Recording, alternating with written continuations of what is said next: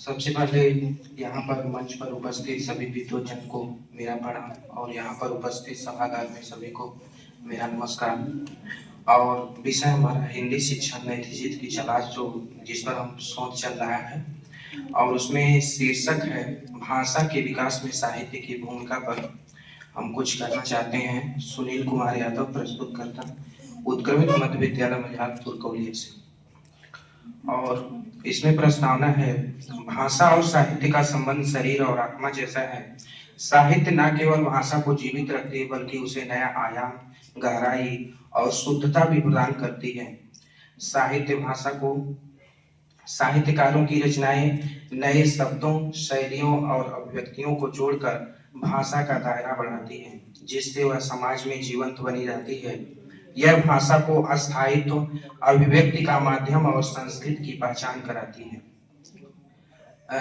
जैसा कि आप लोग जानते हैं, आदिकाल में जब हम लोग साहित्यकार की बात करें हैं तो आदिकाल में हमारी हिंदी की भाषाएं कुछ और थी, और वहीं जब मध्यकाल में हम लोग जाते हैं तो अवधी और ब्रज का विकास होता है। उसके बाद आधुनिक काल में खड़ी बोली का विकास होता है। तो हम लोग तुलसीदास के बारे में जानते ही हैं। तुलसीदास जो अवधी के विकास में जो है कहते हैं, मध्यकाल में भाषा का विकास, तुलसीदास ने भाषा के माध्यम से लोक कल्याण को सर्वोपरि माना।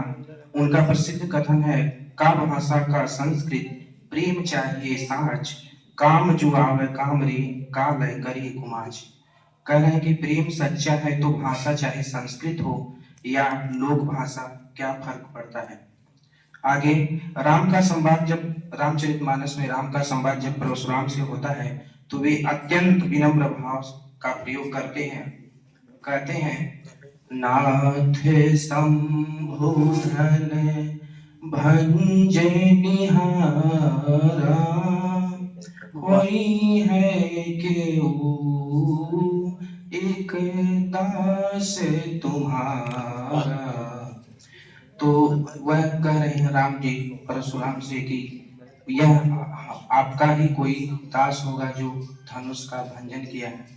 उसके बाद ब्रज भाषा में सूरदास को हम लोग थोड़ा सा बात को संक्षेप में करना है तो 3 मिनट में, तो थोड़ा जल्दी जल्दी।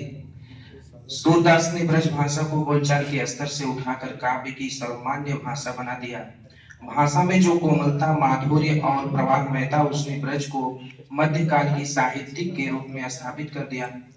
भाषा का प्रभाव, सूरदास के प्रभाव से ब्रज भाषा इतनी प्रभावशाली हुई कि वह अगले कई सौ वर्षों तक हिंदी कविता की एकमात्र भाषा बनी रही। उनकी भाषा में मुहावरों और लोकोक्तियों का इतना सटीक प्रयोग हुआ कि वह जीवंत हो उठी। आचार्य रामचंद्र शुक्ल इस विषय में कहते हैं, सूर सागर किसी चलती हुई भाषा का नमूना नहीं है, बल्कि एक अत्यंत विकसित और परिष्कृत साहित्यिक भाषा का उदाहरण है। उसके बाद यह सरल सहज ब्रज भाषा का उत्कट उदाहरण है। इसमें सूरदास जी जब माखन चोरी कृष्ण से करवाते हैं तो माखन के बारे में जब श्री कृष्ण कहते हैं कि मैया मैं नहीं माखन खायो, तो उस संदर्भ में इस पंक्ति में बालक, मासूमियत, चतुराई दोनों झलकती है। और इसमें सूरदास जी कुछ मुहावरों का भी प्रयोग करते हैं। आखिया हरि दर्शन को भूखी, जैसे मुहावरों के जरिए भाषा को लोक जीवन से जोड़ा है।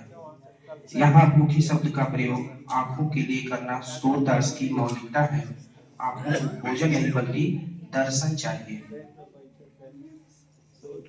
जब हम लोग आधुनिक काल में इस तरह ब्रज भाषा के विकास के बाद जब हम आधुनिक काल में आते हैं तो भारतेंदु हरिश्चंद्र खड़ी बोली के जनक के रूप में उभरते हैं, जहां पर खड़ी बोली का विकास होता है। भारतेंदु जी ने हिंदी भाषा को मध्यकालीन दरबारी पंथ से निकालकर आधुनिकता से जोड़ा। उन्होंने खड़ी बोली को गद्य के लिए और ब्रज भाषा को पद्य के लिए संतुलित करने का प्रयास किया, और भाषा पर उनका प्रभाव, उन्होंने भाषा को जनता की समस्याओं, देशभक्ति और सामाजिक सुधारों से जोड़ा। उन्होंने हिंदी के स्वरूप को सरल बनाया ताकि वह आम जनता की भाषा बन सके। उनका यह दोहा हिंदी के प्रेम और विकास का बीज मात्र माना जाता है।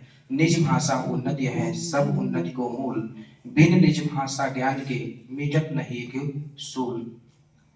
अपनी भाषा की उन्नति सभी प्रकार की उन्नति का आधार है। अपनी भाषा के ज्ञान के बिना हृदय की पीड़ा का निवारण संभव नहीं है।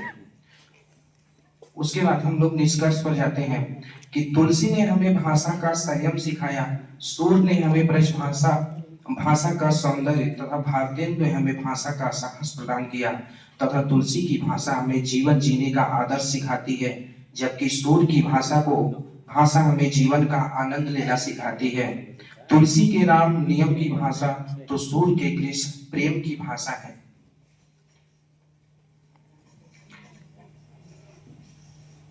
उपसंहार में भाषा और साहित्य का संबंध बीज और वृक्ष के समान है। भाषा वह बीज है जिसमें अव्यक्त की संभावनाएं छिपी होती हैं, और साहित्य वह वृक्ष है जो उन संभावनाओं को फल फूल देकर पल्लवित करता है।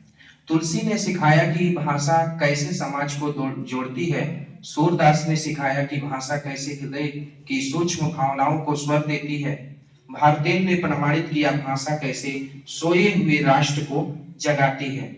अतः भाषा का विकास केवल व्याकरण के नियमों से नहीं बल्कि साहित्यकारों की लेखनी से होता है। साहित्य की वह शक्ति जो किसी भी भाषा को बोली से विरासत बना देती है, आज की हिंदी इन महान मनीषियों के भाषाई तब की ही परिणाम है। इस सोच से यह स्पष्ट होता है कि साहित्य ने भाषा को केवल शब्दों का भंडार नहीं रहने दिया बल्कि उसे जीने का ढंग बना दिया। तुलसी से शुरू हुई यह यात्रा दिनकर तक आते आते एक ऐसी भाषा में बदल गई जो विश्व पटल पर अपनी पहचान रखती है। अंत में हम एक कथन से अपना बात समाप्त करेंगे। तुलसी ने भाषा को मंदिर दिया, सूर ने उसे कुंज दिया, भारतेंदु ने उसे सड़क दी और दिनकर ने उसे रणभूमि। आज हमारी बारी है कि हम उसे वैश्विक मंच पर प्रदान करें हिंदी को। धन्यवाद। बहुत बहुत धन्यवाद। आज का पूरा दिन काफी विचार उत्तेजक रहा। हर सत्र में हमने अच्छे विचार सुने।